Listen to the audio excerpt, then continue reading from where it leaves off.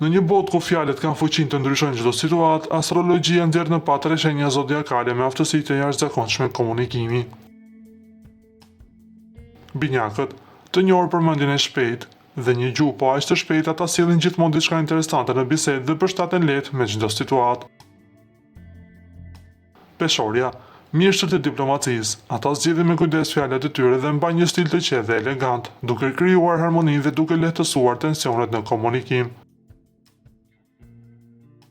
Luani, edhe pse perceptohet shpesh si dominant, ai është folës pasionant dhe besim plot, duke ftuar dëgjuesit me karizmin dhe motivimin e tij.